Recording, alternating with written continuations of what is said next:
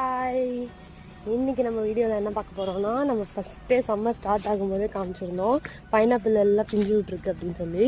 இன்றைக்கி திடீர்னு போய் பார்க்கும்போது பழுத்துருக்கு எல்லாம். ஸோ இன்னைக்கு போய் நம்ம அதை பறிக்க போகிறோம். வாங்க போய் பறிக்கலாம். பாருங்க எப்படி பழுத்துருக்குன்னு.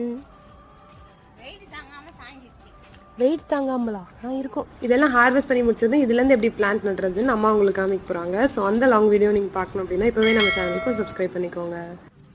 பாருங்க, இந்த வருஷம் ஃபஸ்ட்டு தான் பறிக்கிறேன். இப்படி உடைக்கணும். கையில் முள் குத்திச்சா பார்த்து தான் பறிக்கணும்.